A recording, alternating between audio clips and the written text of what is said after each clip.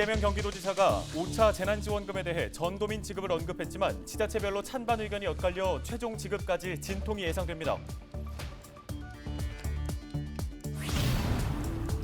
지난달 27일 외국인 노동자 확진으로 시작된 양주 식료품 제조업체 관련 확진자가 53명으로 늘어났습니다. 보건당국은 델타 변이 감염 여부를 조사 중입니다.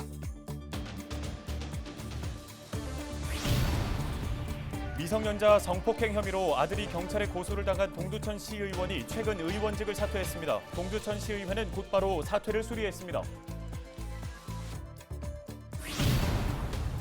최근 공중화장실 등에서 불법 촬영 등이 기승을 부리고 있는 가운데 동두천시가 공중화장실 불법 촬영을 막기 위한 조례안을 발의해 이목이 집중됩니다.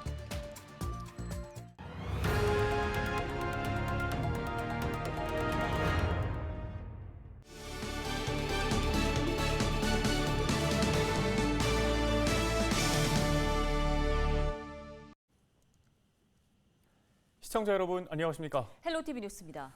이재명 경기도지사가 5차 재난지원금에 대해 전도민 지급을 언급하면서 지자체별로 찬반 의견이 엇갈리고 있습니다. 경기도시장군수협의회는 5차 재난지원금 도민 보편 지급에 대해 고양과 파주 등 상당수 시군이 긍정적인 입장이라고 밝혔습니다. 하지만 성남과 부천 등 7개 지자체는 재정 부담을 이유로 보편 지급에 반대를 표하고 있습니다. 경기도는 재난지원금 지급과 관련해 현재 검토 중이라며 도민 여론과 31개 시군의 의견을 들어 결정할 예정이라고 밝혔습니다. 양주시에 있는 식료품 제조업체 관련 코로나19 확진자가 2일 기준 53명으로 늘었습니다. 지난달 27일 이곳에서 근무하는 외국인 노동자가 처음 확진된 이후 밤사이 3명이 더 늘어 모두 53명이 확진됐습니다. 가족과 지인도 감염되면서 방역당국은 델타 변이 바이러스인지 조사하고 있습니다. 지난달 22일 양주시 헬스장에서 시작돼 어학원으로 이어진 집단 감염은 95명으로 늘었습니다. 두 시설 모두 기본적인 방역 수칙은 잘 지켰지만 밀폐된 공간에서 환기가 제대로 되지 않았던 것으로 보입니다. 경기도의 코로나19 신규 확진자가 전날보다 69명 줄어든 337명 발생했습니다. 감염 경로는 지역 발생 328명, 해외 유입이 9명이며 누적 확진자는 1일 0시 기준 56,524명으로 늘었습니다. 지역별로는 수원이 40명으로 가장 많고 안산 29명, 고양 20명, 부천과 용인이 각각 17명 순으로 나타났습니다. 생활치료센터 10곳의 가동률은 74.2%로 전날보다 2.9%포인트 떨어졌으며 의료기관 치료병상 가동률은 전날보다 3%포인트 올랐습니다. 불미스러운 일로 가족이 경찰에 고소를 당한 동두천 A씨 의원이 의원직을 사퇴했습니다. A 의원은 최근 SNS를 통해 공인으로서 불미스러운 일로 시민들께 염려를 끼쳐드렸다며 의원으로서 모든 권한을 내려놓고 사실관계가 밝혀질 수 있도록 협조하겠다고 밝혔습니다. A 의원이 의원직을 사퇴한 것은 최근 아들이 미성년자를 성폭행한 혐의로 경찰에 고소를 당한 사건이 불거졌기 때문인 것으로 알려지고 있습니다. 동두천 시의회는 A 의원의 사퇴를 수리했습니다.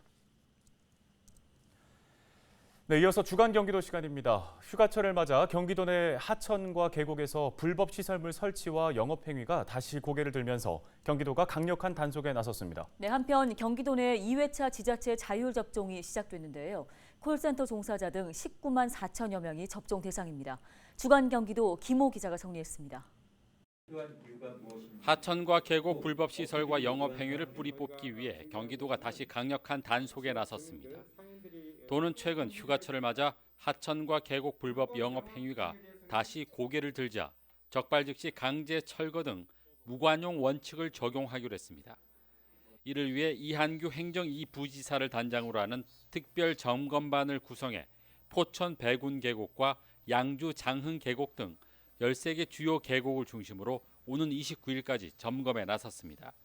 도는 불법 행위가 적발될 경우 경기도 특별사법경찰단과 도시군 합동대응단이 현장에 출동해 신속히 철거에 나설 방침입니다. 또 점검 결과 불법 행위를 장기간 방치할 경우 특별감사를 실시해 관련 공무원들을 징계할 방침입니다. 적발된 업소에 대해서는 과태료 부과와 함께 형사 고발 등 최고 수위의 대응에 나설 방침입니다.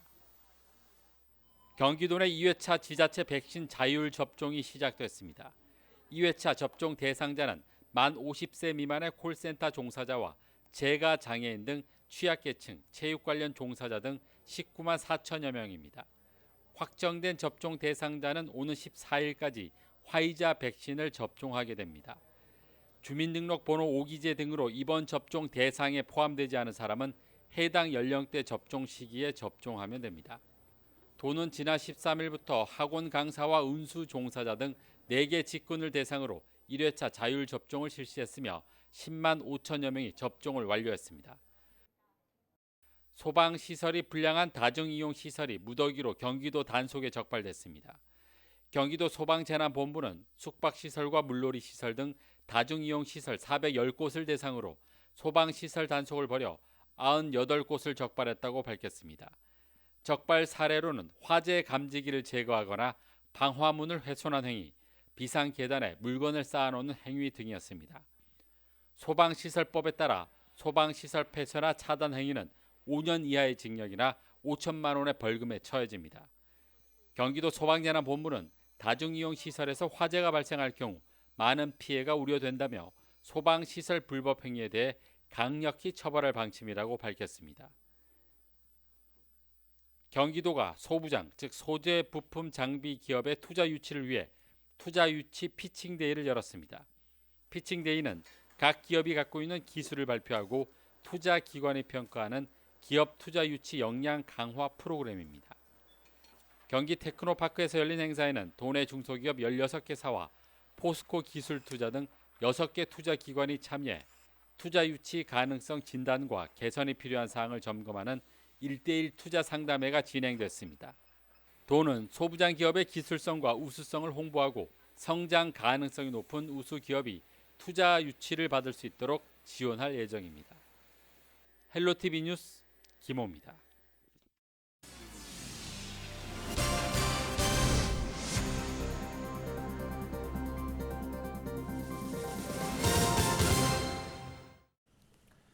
다음 소식입니다.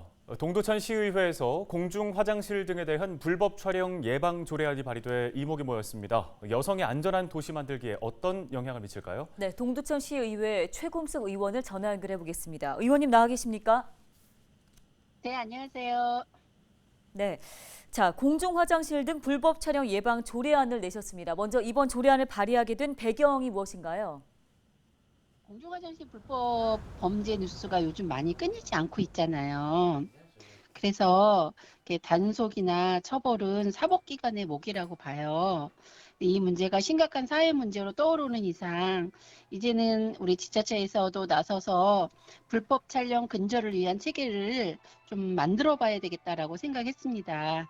그래서 불법 촬영의 주된 피해자인 사회적 약자인 여성이라고 봐요. 그래서 사회적 약자를 보호하는 조례를 만드는 것은 시민 대표로서 시의원으로서 반드시 해야 할 일이라고 봐서 이번에 조례안을 발의하게 되었습니다. 네, 그런데 그동안 지자체들도 좀 단속이나 점검에 나서오지 않았습니까? 이번에 조례안이 발의된 이유가 그간의 행정에 좀 소홀함이 있었다라는 방증은 아닐까 싶은데요. 어떻습니까? 딱 뭐 한 달에 몇 번 뭐 이게 아니라 나름대로의 각 부서나 지자체에서는 하고 있지만 이거를 정기적으로 하지는 않기 때문에 좀 이렇게 정기적으로 할 수 있는 이런 조례안도 실어져 있습니다. 예, 그리고 이번 조례안에서 또 하나 주목되는 점이 바로 민간 화장실 관련입니다. 자, 이 민간 화장실에 주목하신 이유가 있을 듯한데요. 예.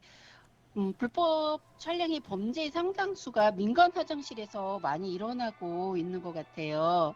아무래도 공공 화장실은 관리 주체가 관공서이기 때문에 비교적 안전한 편이지만 민간 화장실에 대한 점검과 관리를 시가 강제할 수는 없어요. 그렇기 때문에 이번 조례안에는 민간 화장실 소유자나 관리자의 동의가 있을 경우에 점검하고 장비를 지원할 수 있도록 규정했습니다. 네, 이번 조례안이 여성이 안전한 도시를 만드는 데 좀 도움이 될 것 같고 그 결과가 도시 경쟁력 향상으로도 이어질 수 있을 것 같은데요. 어떻게 보십니까? 세상의 절반이 여성이라고 봅니다. 본 의원은. 그리고 여성의 안전은 결국 남성의 안전과도 일맥상통한다고 봅니다. 세상 모든 남성들은 어머니가 있죠. 자신의 어머니, 누나, 여성, 딸을 한 번이라도 생각한다면 여성을 대상으로 한 범죄는 상당히 줄어들지 않을까라는 생각이 듭니다. 결국 여성이 안심하고 사는 우리 동두천을 만드는 것은 결국 모두가 안전하고 행복한 동두천을 만드는 밑거름이 될 것이라고 봅니다.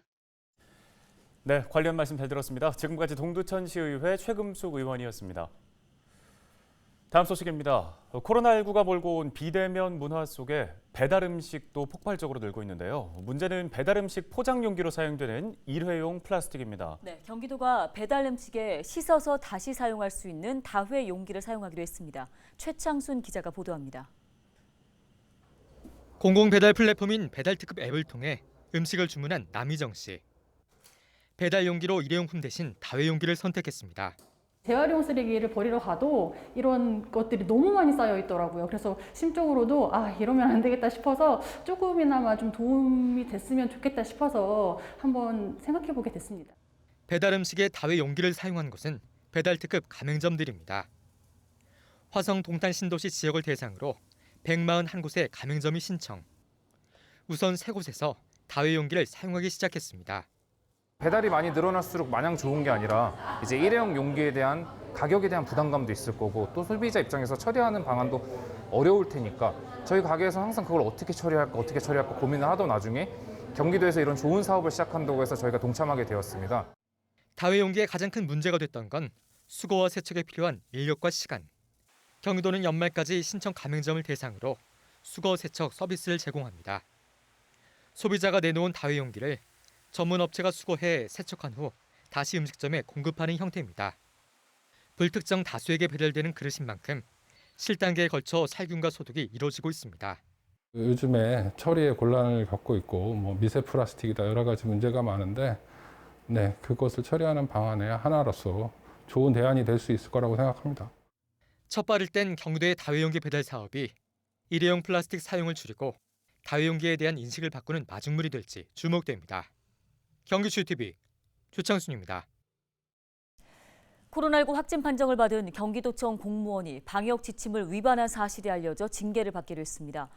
경기도는 직원 A씨가 가족 모임을 하며 5인 이상 사적 모임 금지 규정을 어긴 뒤에 코로나19에 확진됐다고 밝혔습니다.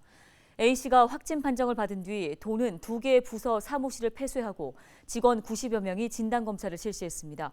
도는 승진 교육 중인 A씨를 중도 복귀시키고 인사위원회에 징계를 요청할 방침입니다. 경기도가 코로나19나 재난 등으로 공사가 중단돼서 어려움을 겪는 건설 노동자들에게 재난수당을 지급합니다. 지급 대상은 경기도와 산하 공공기관에서 발주하는 토목과 건축 분야 공사장에서 일하는 노동자인데요. 지급 조건은 코로나19 확산이나 폭염경보, 호우경보로 공사가 중지될 경우입니다.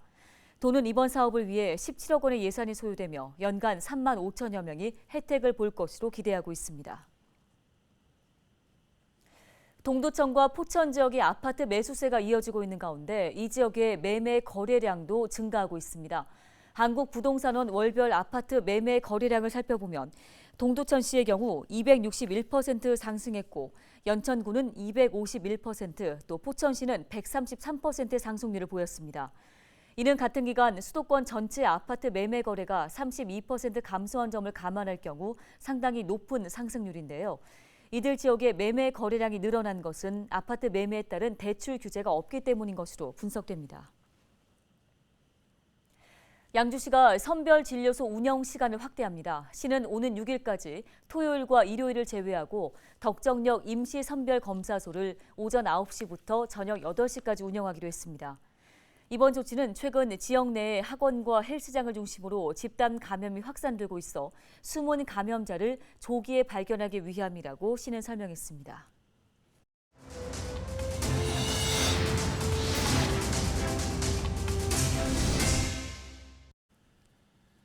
헬로티비 뉴스, 저희가 오늘 준비한 소식은 여기까지입니다. 네, 시청해주신 여러분 고맙습니다.